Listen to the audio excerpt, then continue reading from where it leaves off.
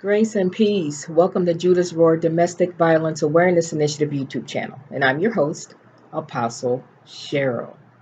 We're so happy to have you with us today. Thank you for spending time with us.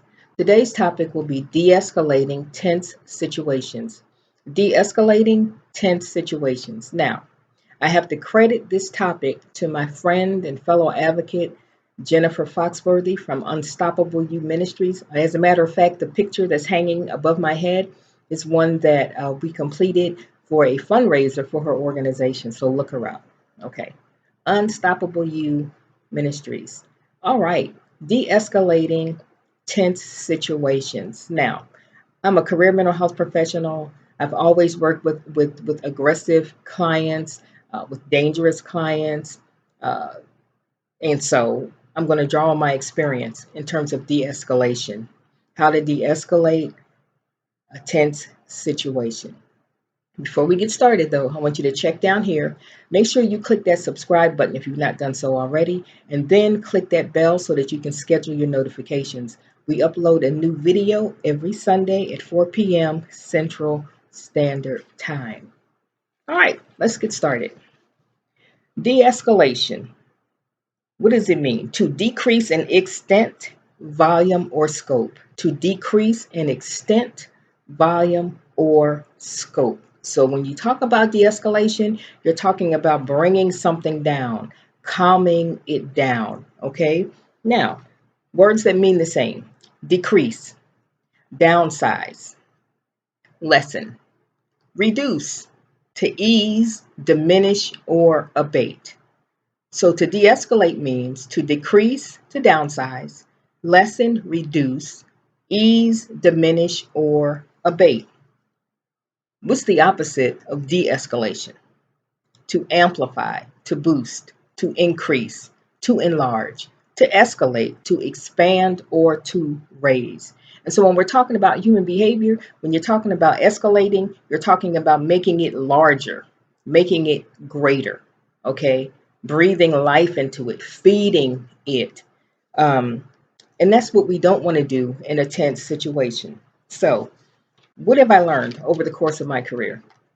That it's important that you are able to anticipate when a tense situation may get worse.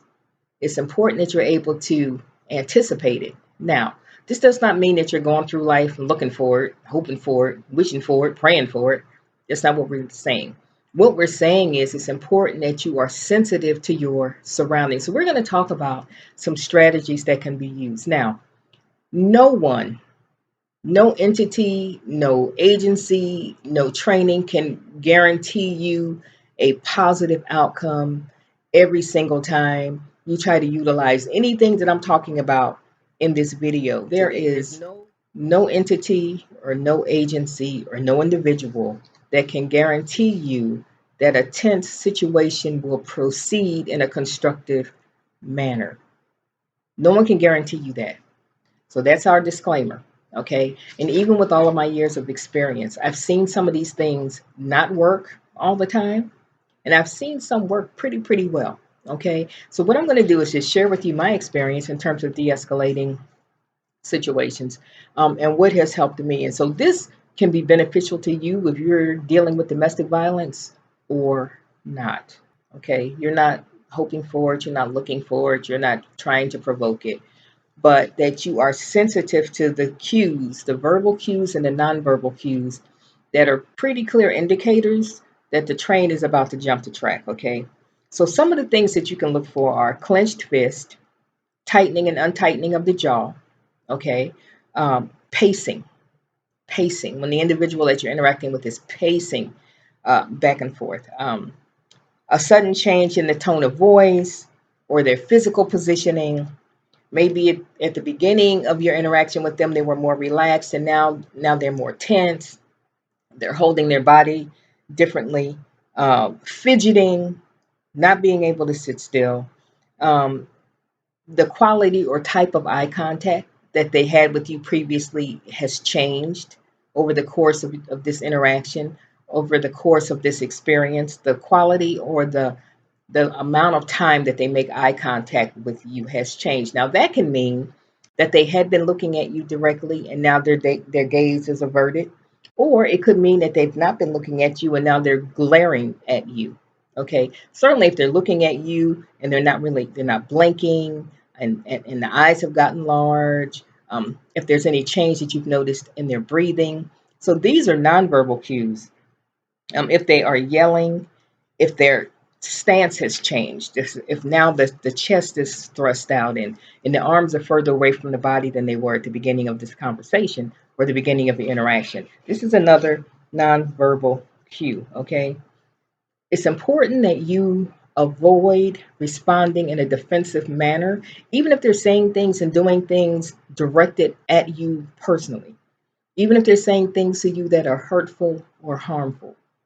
It's important that you not respond in a defensive manner. Now, why do I say that? Because if you respond defensively, you're responding to their plan, and you don't even know at this point what their plan fully is. Okay? So they've got these thoughts racing, running through their mind. They are telling themselves that they've been treated unfairly, that maybe you've treated them unfairly, that you're against them, that they can't trust you, whatever it is that they are telling themselves. Because self talk is critically important, both for the person who's agitated and for the one who's trying to de escalate them. Okay. And so it's important that as the one who's attempting to de escalate a situation, that you appear calm. Listen to me, even if you are not. Okay. Even if you are not, you want to present a calm, sure demeanor. That means that you don't mirror back their agitation. You don't raise your voice when they raise their voice. You, matter of fact, lower your voice when they raise their voice. Make your voice neutral, devoid of emotion, not full of disdain and not with sarcasm and not with anger, but just a calm, steady tone. Okay. The louder they get, the more you want to bring your voice down. Okay. You want to be aware of your surroundings. You want to be aware of your surroundings and listen, listen. This is going to sound really elementary, but remember to breathe, breathe. Calm, slow breaths. Okay, it'll keep your heart rate down. It'll keep anxiety from creeping into your voice. So be aware of your own breathing and be aware of your surroundings. Now, what do I mean by that? You want to be sensitive to where you are. Are there people around? Are there other people around? Or are you alone with this agitated individual? Okay, now having people around is a two-edged sword because studies have indicated that the more people that are present, the less likely someone is to step forward and to offer assistance or to offer help. So you want to be aware of your surrounding and what your options are. Are there people around? Is your physical health and your life being endangered? Okay, do they have a weapon? That ups the ante quite a bit. Okay, and so you want to be aware of your surroundings. What is around you that could help you if things continue to escalate? Okay, is there something around you that you can use to protect yourself should you absolutely need to? Now, we're not advocating violence whatsoever. Okay, but if things go that far, is there something around you that you can use to ward off an attack? Where are the exits? These are things that you can make note of even while they are talking, even while they are talking. Okay, you can just kind of nod, okay, and indicate that you hear them. All right, but be aware of your surroundings. Okay, is this a situation that you need to exit in order to remain safe? Or is it a situation in which you are able to reason with them and to talk with them calmly? All right, this is not the time, especially if it's a domestic violence situation, to begin defending yourself and getting anxious and talking loudly and have your arms flailing. It's not the time for that. Okay. You want to keep as level ahead as possible. So where are the exits? All right. What is your positioning? in the room, in the space in which this tension is building? Are you between the agitated individual and the door, for example? Now listen, unless you intend to go through the door, you don't want them to feel like you are blocking their exit, because that can escalate their aggravation, and it can escalate the situation. So if you're going to be near a door, it needs to be because you have a plan to exit the door, not to have this prolonged, tense interaction with an individual and you're blocking the door, okay? Because it's perceived as you're blocking the door. And as a matter of fact, even in mental health settings, staff are not allowed to stand in the doorway of a patient's room. They're not, because it's viewed as you are secluding them, and they perceive it as being trapped. Okay, and so when we feel trapped, what do? We go on the defensive. So you don't want to escalate it. So if you're going to be near the door, make sure you're going through the door. Don't just stand in the door interacting with an agitated individual. Okay. I learned in the Air Force, I'm a career Air Force veteran, to prepare for your most stringent tasking, right? And so what does that mean in a situation like this? You want to be prepared for the absolute worst case scenario that you can experience while interacting with this individual, whatever that is. Because what you need to bring to the situation is a plan to disarm that somehow, right? To to cause a glitch in it somehow. So prepare for the worst. What's a good example? If you're in a domestic violence situation and you've been stricken in the face, you've been slapped or whatever previously in an interaction with the abuser, you understand that they're capable of slapping you. You want to stay out of striking distance. You want to stay out of kicking distance. You want to stay out of arm's reach throughout this entire interaction in order to better preserve your safety. So what we want to emphasize here is that you be mindful of your personal space. You want to stay 3 feet or so away from an agitated individual. You don't want to be within arm's reach. You don't want to be within kicking distance, okay? Be mindful of your own body language. Make sure that the message that you're sending doesn't contradict what you're saying. Um, you can't speak in a calm, reasonable voice and have your fist balled up at the same time, okay? And so make sure that that's all congruent, that you're sending one message, that you are exuding calmness. This is not the time to announce your independence. This is not the time to declare that you have value. They're not interested in hearing that, and it's probably just going to further agitate them. Okay. What you want to be able to do is to exit the situation safely. So stay more than legs length away. Stay on an angle if you can, all right? And off to the side. You don't want to stand directly in front of an agitated individual, because if they shove you or push you, they can throw you completely off balance, okay? And so you want to stay off to the side and on an angle so that you can better control where your body goes should they make contact with you, okay?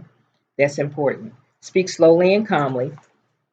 And watch the inflection in your voice. Now, I'm going to give you some examples of how the inflection in our voice can change the meaning, can change the implication, and can change how a statement is received. So listen to this. I didn't say you were a bad person, right? I didn't say you were a bad person. I didn't say that you were a bad person. That implies that I didn't say it, but somebody said it, okay? I didn't say you were a bad person. See the difference? I didn't say you were a bad person. Now, how could that be interpreted? Well, I didn't say it, but I was certainly thinking it. Okay? We're still using that basic sentence. I didn't say you were a bad person. I didn't say you were a bad person. I didn't say you were a bad person. So when we're talking about inflection, we're talking about where we place the emphasis, right? In a sentence. I didn't say you were a bad person. So the implication is I didn't say it about you. I said it about somebody you care about though. I wasn't talking about you. I was talking about your brother. I was talking about your cousin. Okay. This is how it can be interpreted. What's another great example? Here's one. I didn't say you were a bad person. I didn't say you were a bad person. How could this be taken? What I said was, you were a moron. Okay? That one sentence. I didn't say you were a bad person. Where you place the inflection is important. And so when you're interacting with a person who's agitated, you want to be mindful of your voice inflection because it's very easy for sarcasm or anger to kind of creep into where we put the emphasis in our speech. Okay, let's look at that again. I didn't say you were a bad person. I didn't say you were a bad person. Somebody else said it. I didn't say you were a bad person, but I was thinking it. I didn't say you were a bad person. I said your brother was a bad person. I said your mother was a bad person. I said your cousin was a bad person. Okay. I didn't say you were a bad person. I didn't say you were a bad person. I didn't say you were a bad person. I said you were completely ignorant. You see? You see the inflection? And so people can derive um, an understanding that's not beneficial to you if you're interacting with them in a tense situation. Okay. So you want to keep your inflection neutral. You want to speak calmly. You want to be mindful of your space. Stay out of striking distance. Stay out of kicking distance. Okay.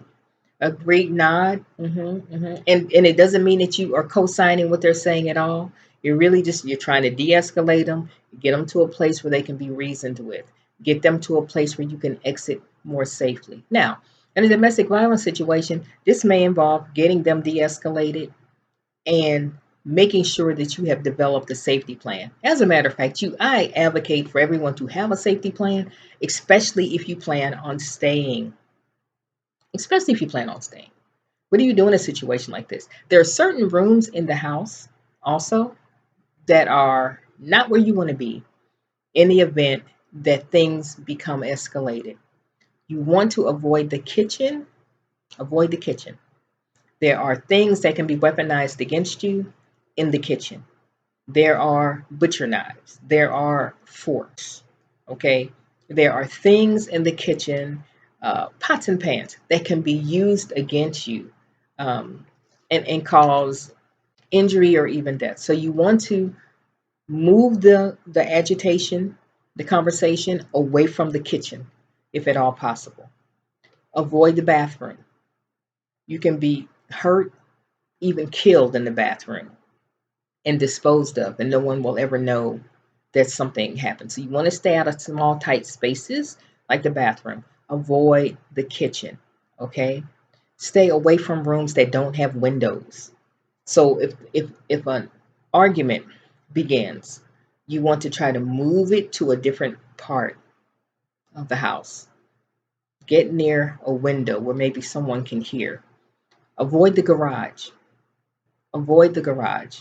Oftentimes, domestic violence victims are murdered or severely injured in the garage and then shoved into a vehicle, and no one is any the wiser. Okay, so you want to avoid the garage. All right, okay, so a quick recap. Make sure that you remain calm, listen carefully, prepare for your most stringent tasking. What is this person capable of? Okay, if they say these words, I will kill you, they are capable of doing just that. So don't minimize what they're saying. Don't discount what they are verbalizing to you, especially when they're upset. Okay. So watch for their nonverbal cues.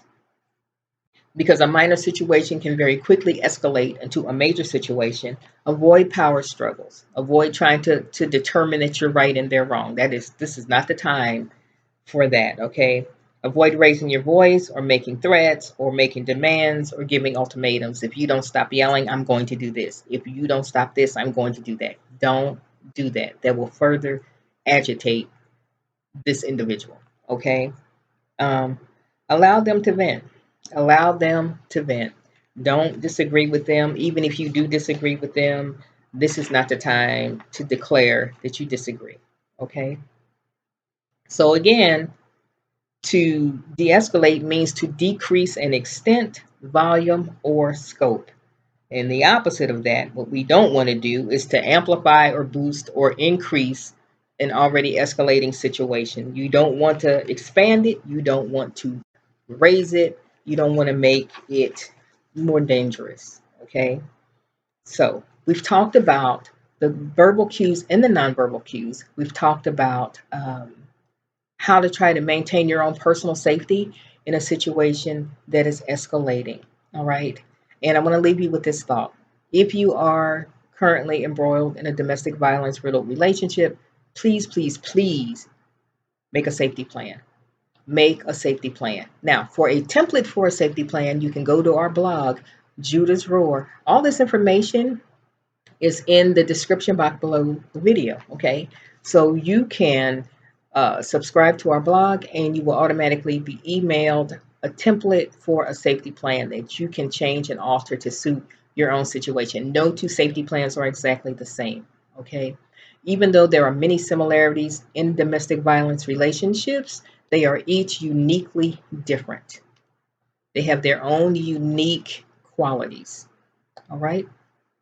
We hope that this video has been helpful to you. Please stay safe out there, and thank you for spending time with us today. Blessings to you.